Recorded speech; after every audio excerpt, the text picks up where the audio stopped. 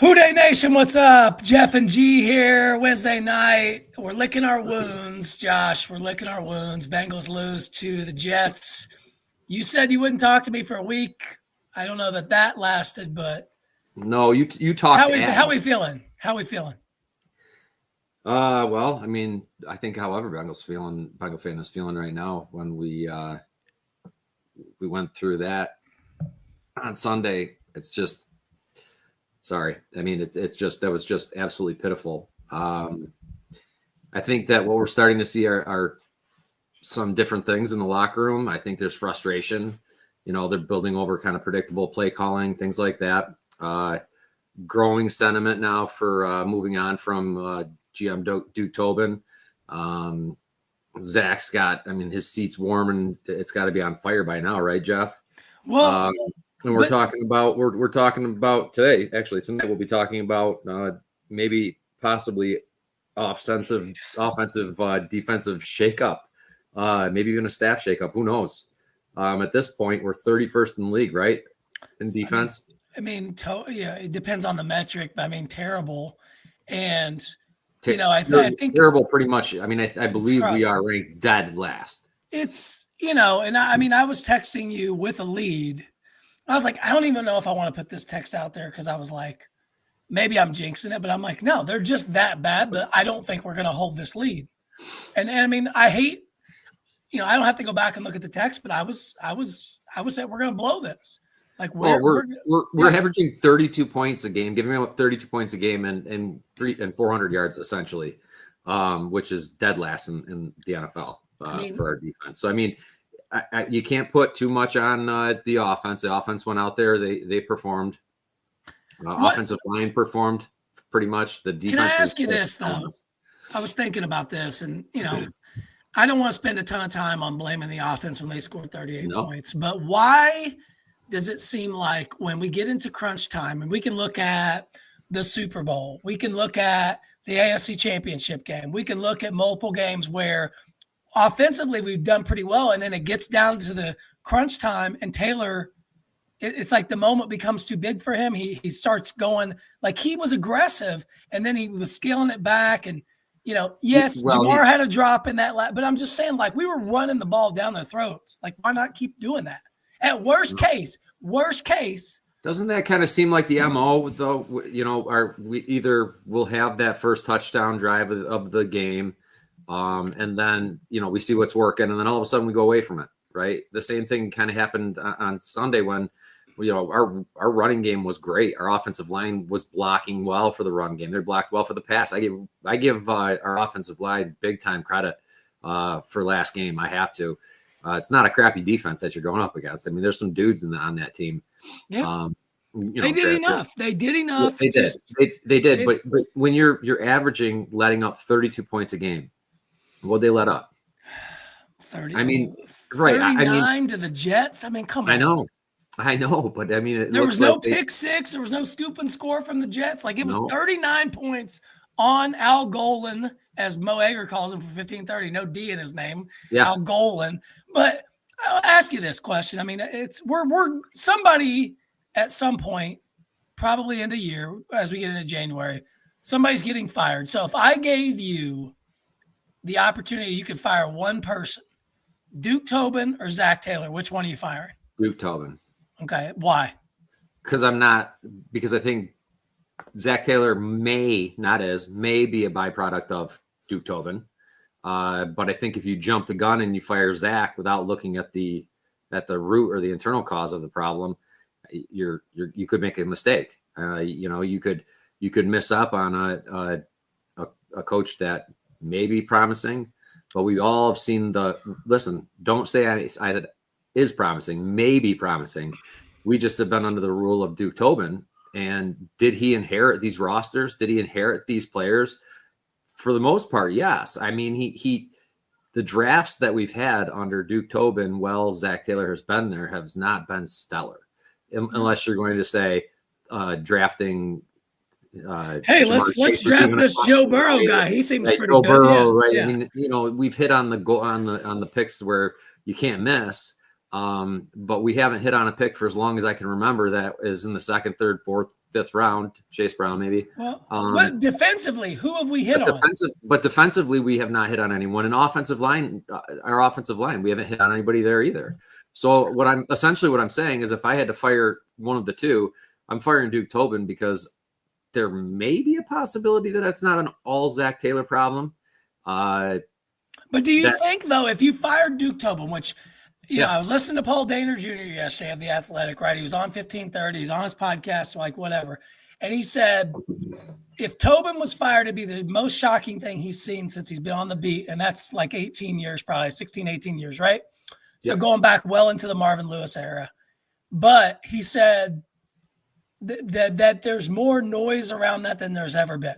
Yeah, there is. And when Dehner says that, he's obviously, like, he has people he talks to on the record, certainly, and he has people he talks to off the record. He said, I'd still be shocked.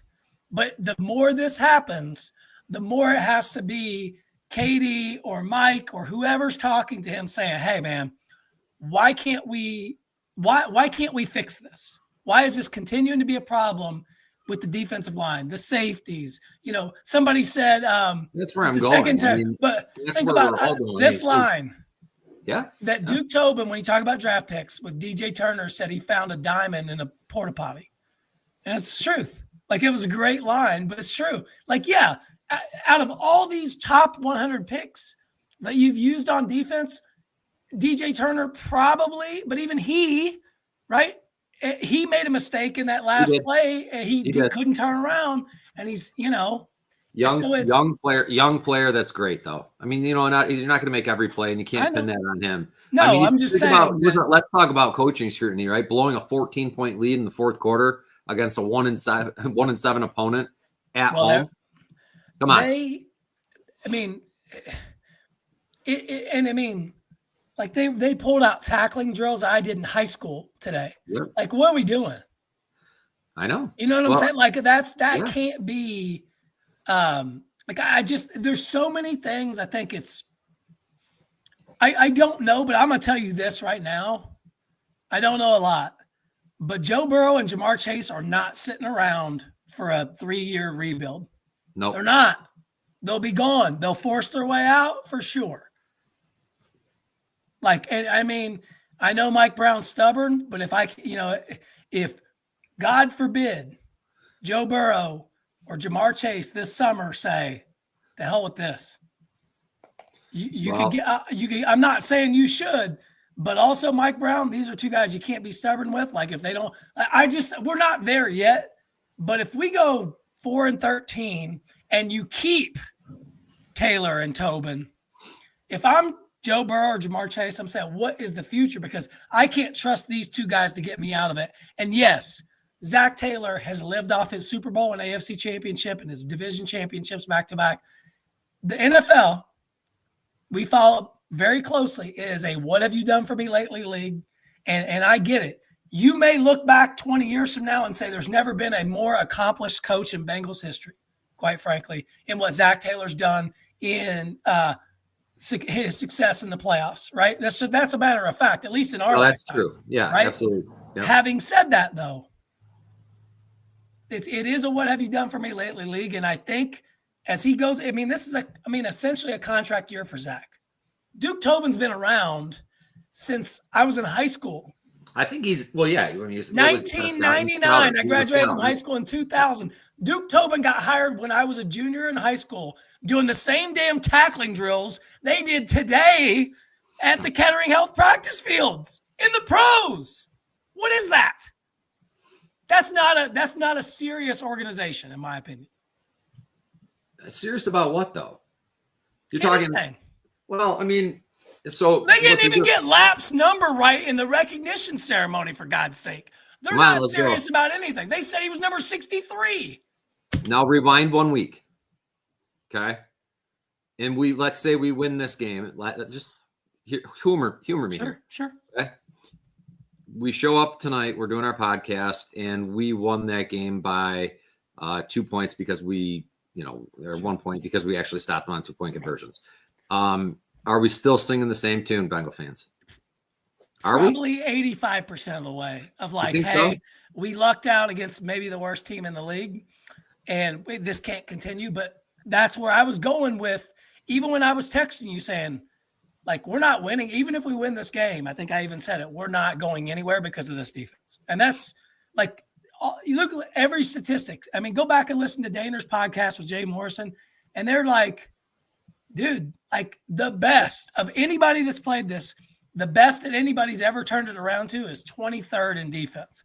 I would give my pinky finger for the 23rd best defense in the league right now. I just don't see. I don't see it.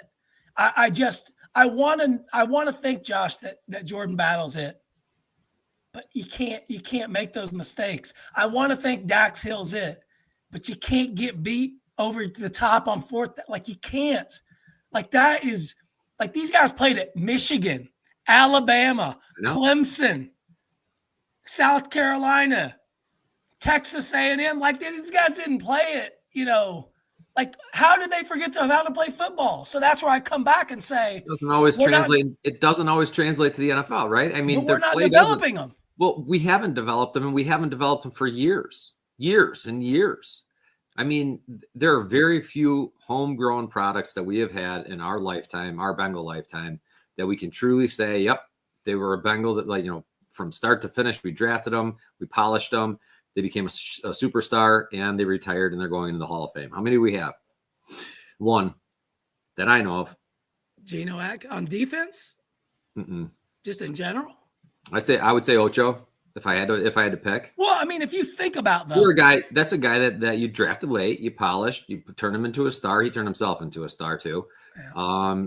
Retired, and he's going to be up for the Hall of Fame. But Duke Tobin, Willie Anderson, Geno Atkins, these are all guys that are there. These are guys that we actually drafted and we actually molded into great players. Now, they had all the athletic ability and all the intangibles to become successful. But the scary part is, in the near past, in the last 5 years, perhaps, I cannot think of anybody that we've drafted and we've actually taken from a mediocre player. Look what they did to Dax Hill. We drafted him to be Jesse Bates' replacement, but we couldn't play him yet, and we played him out of position. So, like, all that's messed up. But, like, think about what the Bengals did. Instead of paying Jesse Bates because you don't like David Mulligetta and you don't want to deal with him and all that bullshit, you paid Pratt and Wilson, who are gone essentially. Wilson, it has a calf injury. He didn't practice today. Miss me with that. He looked fine. I'm sure there's something there, but let's be honest. Logan Wilson wants out of there, and that guy's got a captaincy. Mm-hmm. And, like, I'm not like, we paid Logan Wilson and Jermaine Pratt for the players they used to be. And, yeah, Pratt's on the Colts right now, but he's not great, right? I'm just using it. But you didn't pay Jesse Bates? Why?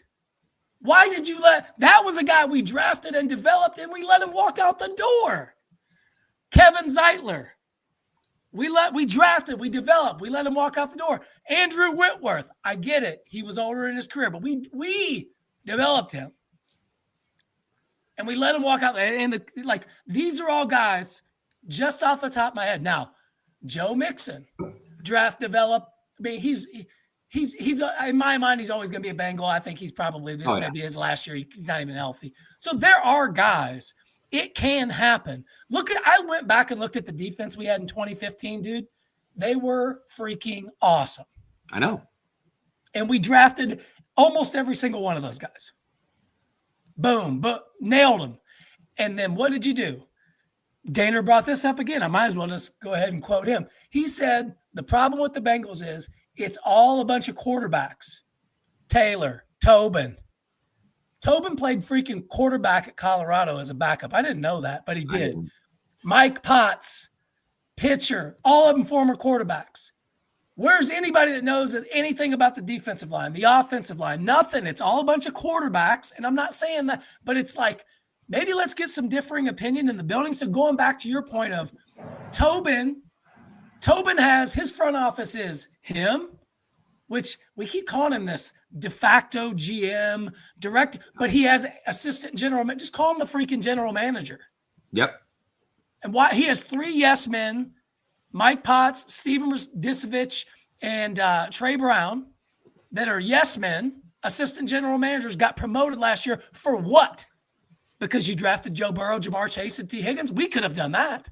I could take the Athletics top 100 and just take the best player available, and we would be leading the division right now. That's all you had to do. And let's reach for Demetrius Knight in the second round instead of taking Tate Ratledge staring you in the face.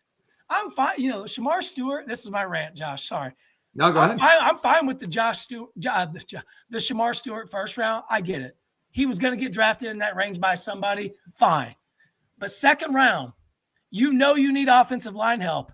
And you get Al Golden. I really like this 25-year-old linebacker out of South Carolina. And it's not Demetrius Knight's fault he got drafted in the second round. Good for him. But I bet he's like that meme where the guy's like, me? I'm going at 49? He could have gone at 89. We could have had Ratledge and then Knight and then Carter. And think about if Tate Ratledge, who's dominating, by the way, was next to Amarius Mims. And then you got Fairchild maybe in the 4th. We take guys too early. Jackson Carman was Mike Brown's guy because Paul Alexander said so. How'd that freaking turn out? That guy's out of the league. All right. So wait, are you done ranting? Yeah. Well, all right, good. For right now, I am. For right now, you are. You're not gonna have any voice left if you keep going. All right. Here's what I have to say about all of that. We have the team that we have right now. It's all we can do about it. It's all we can look at. It's all we can do. We can talk and we can hypothesize till, forever, right? On the show. We could talk about, we go back to the 80s, Jeff. I mean, we could talk about so much and so much despair and so much crap. But when it boils down to it, then it comes down to it. It's about the players on the field. It is. Duke Tobin's team. He drafted Nobody can ever tell me that it's not about the team that's on the field. If anybody has ever played an athletic event or an athletic sport, if it has ever been on a team, a basketball team, a football team, a soccer team, baseball team, anything, okay? We all know it's about what you put out on the field. And you have to take pride in what you put out on the field. You have to have pride on it. And you have to put something down. You have to put some blood on your jersey. You got to get dirty. You got to get rough. You got to get physical. You got to be mean. You have to find an identity. And the problem is, just like the offense, there's no identity. There's no who's a guy that scares you. Now, there's no identity on that defense at all, but it's all a bunch of undisciplined fucking shit. Who's the guy that scares you? If you would have watched the clip that I watched, now here I go on my rant. Now, if you would have watched the clip that I watched today, you wouldn't have watched the Bengals for the rest of the year.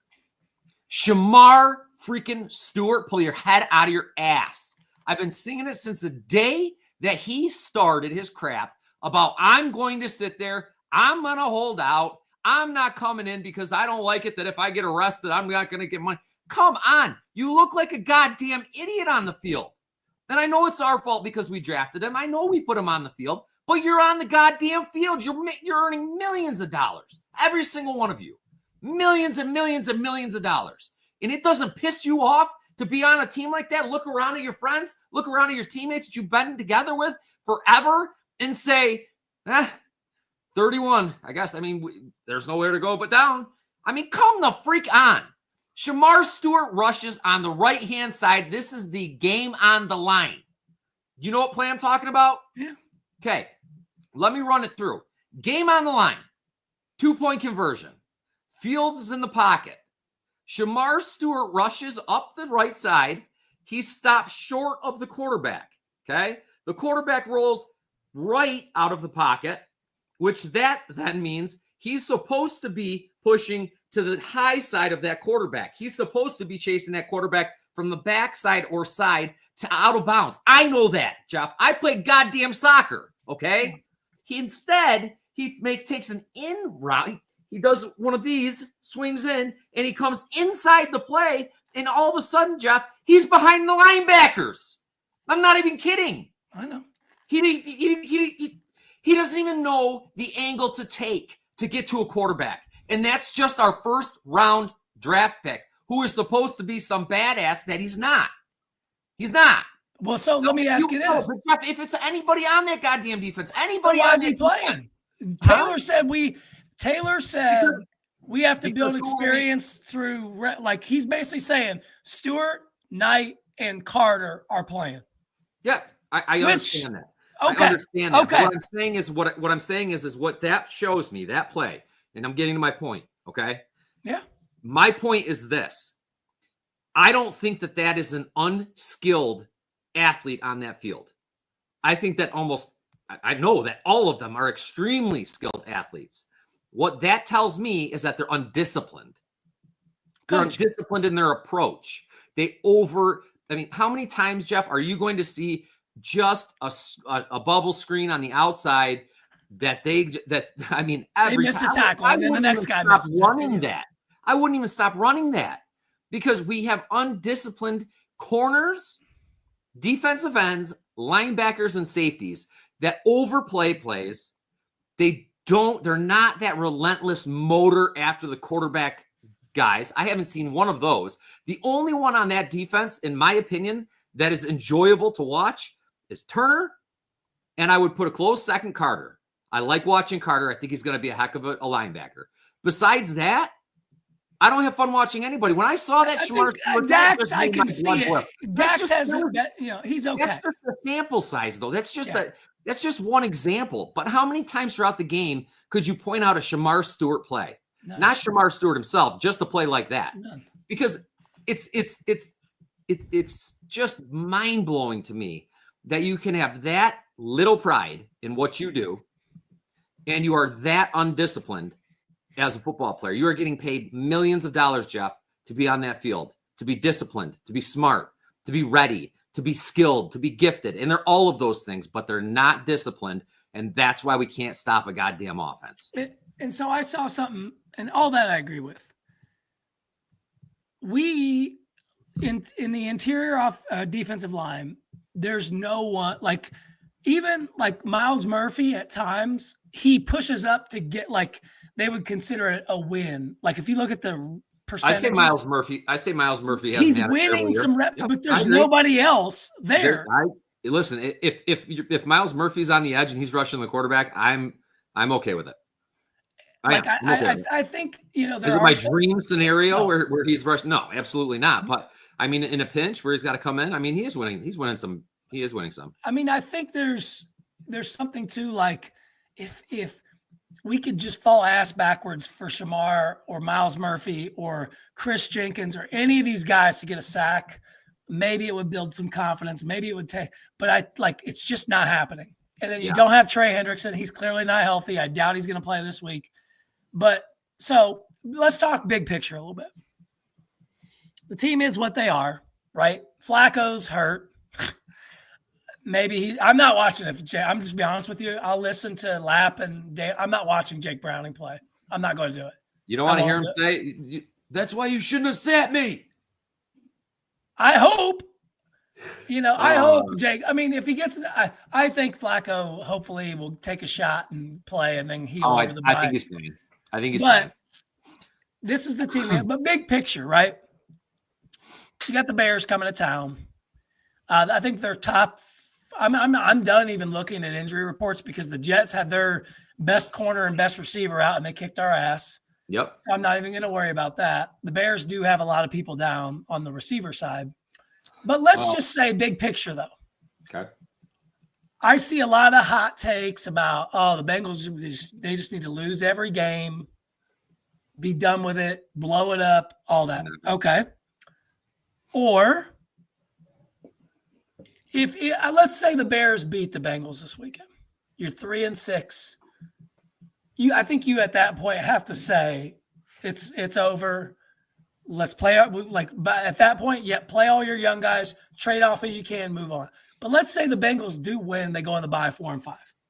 Is there still hope, or is it just, hey, this team might win 6-7 games and just be a middling draft pick again? No, because the team that wins this division isn't going to be a top tier team.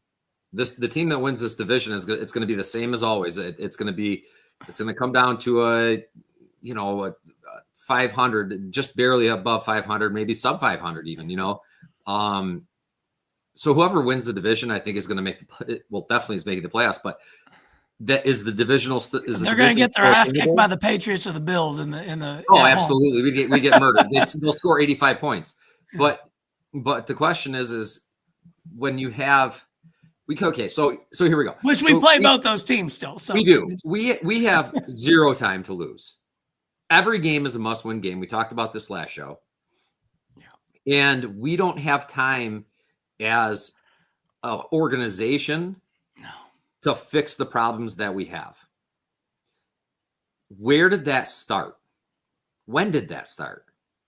You can't say that it wasn't. You can't say that it wasn't when Joe began. When Joe started in his what was his third year? Fourth year. Come on, man. We were great teams. We did have great teams. But I'll tell you when it started. Did it start? When did it start? That's what my question is. After the Super Bowl, we got complacent as an organization. We got cocky. We started drafting higher in the draft, and we missed on pick after pick after pick after pick after pick. And you can go back and look at them. Goodberry's got it for the last 10 years. Go check Joe Goodberry's Twitter. It's right there for you. And it's taking Jackson Carman instead of someone else. That's rearing its head now. He should be starting at guard for you right now. That pick should be an interior offensive lineman, and we can go down the line and down the line. It's letting DJ Reader go, who's still a productive defensive tackle that we could have got for $9 million.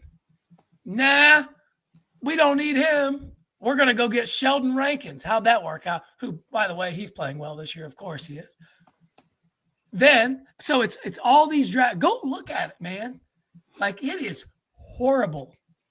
And it started before that, but there's been Burrow and let's be honest. The only reason we have Jamar Chase is because Joe Burrow got hurt as a rookie. True. If he doesn't get hurt, we don't have Jamar, right? And if your aunt had nuts, she'd be your uncle. All that shit. I get that, but that's where we're at. And it just was time after time. It's we don't need Jesse Bates. Yeah, you did, right? Like I get Jesse Bates. He had some moments there, but man, when it was playoff time, dude, there wasn't a better safety in the league. Huh? Right? So we felt like we could draft Dax Hill. We felt like we could draft our way out of it, and we missed. And I'm not saying Dax Hill is even a miss, but you drafted him to be a safety, and he's a corner, clearly. Wow. We already talked about why. Miles Murphy. Yeah, let's get into a fight with Trey Hendrickson. We got Miles Murphy coming. I got news. Miles Murphy is a bust. It's offensive lineman. Miles Murphy's a rotational player. He's not a star. You're right. He's not putting three down. You went and got Orlando Brown, which was a good move at the time. But you know how you got him? He freaking called you. Yep. You didn't they don't do anything proactively. You have Jamar Chase. Well, you pissed him off for no reason. No reason in the world, Josh, that should have ever been drama. How much do you want?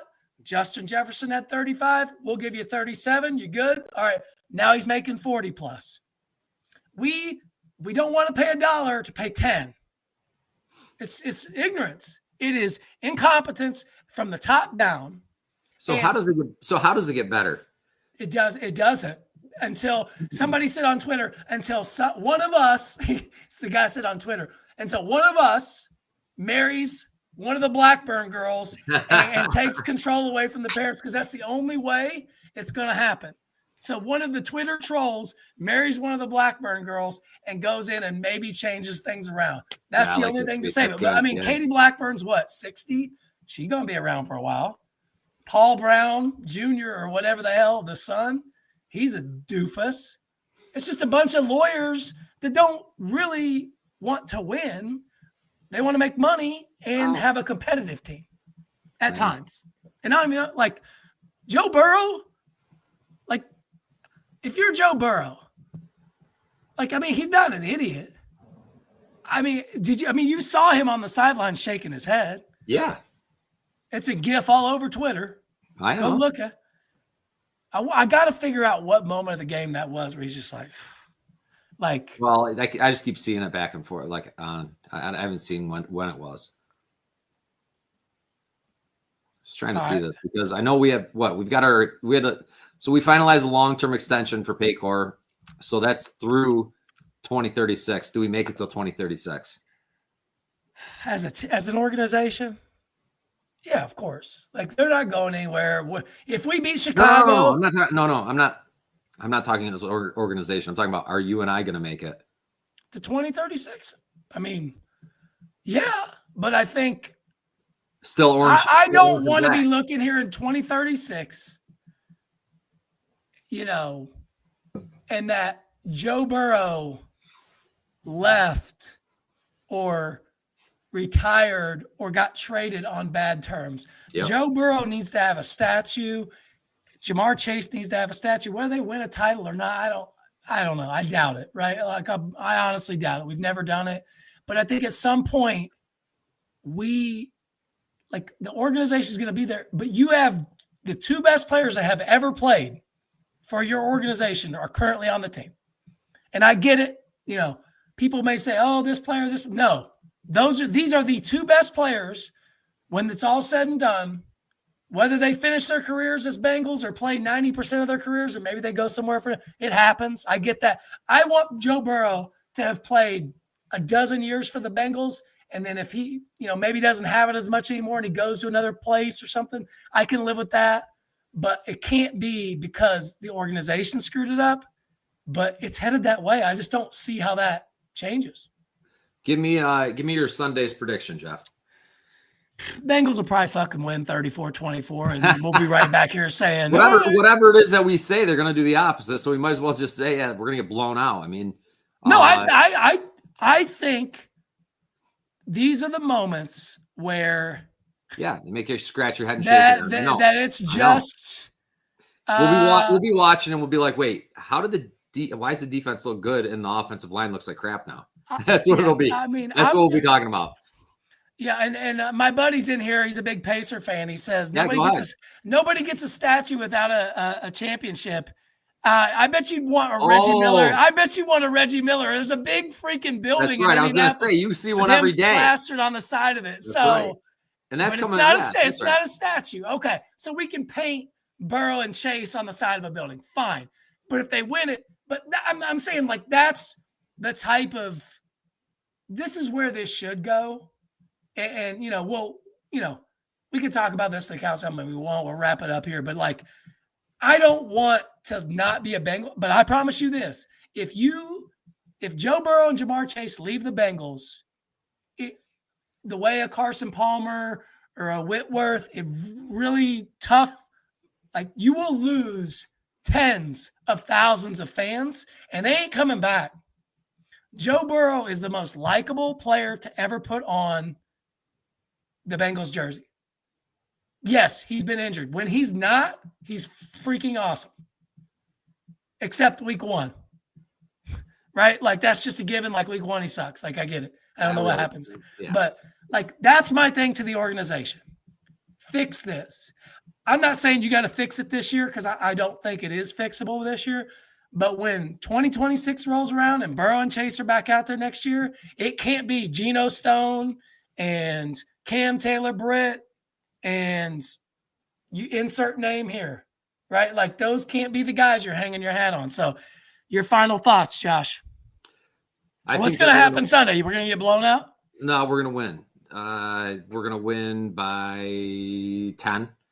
It'll be close enough, but not close. We'll dominate most of the game, but defense will let up enough to make it entertaining. Caleb Williams will give us the ball. Caleb Williams will throw us a pick. Yeah. Oh yeah. He'll give us the ball. He'd probably give it to us if we asked him for it. Unless Jake Browning plays, my prediction's off. If Jake Browning plays, we'll lose by 30-6.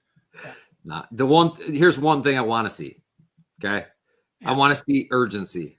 I want to see urgency not only on the field, but on the sideline too. I want to see ballsy calls. I want to see trick plays. I don't care what it is. I want to see stuff that will make you and I look at each other and be like, they really just do that? Or did he really just go for it on 4th and 5 from his own 40? Why would he do that, right? I want to see. Nobody's asking that now. No, but here's if he goes for it, 4th and 5 on his own 40, we all know why. If he does, you know why it is. It's because he's playing for his job and they're playing for their lives. That's what they're doing right now. We're the Jets. Yeah. We are the Jets. I'm not giving the defense the ball. I would not feel confident in this defense having the ball. If Caleb Williams had the ball on the 1 yard line, on the other go 99, I'd rather go for it on 4th and 5. Exactly. That's exactly my point. Go to Chase, and maybe he gets a PI. Maybe Yoshi will catch the ball.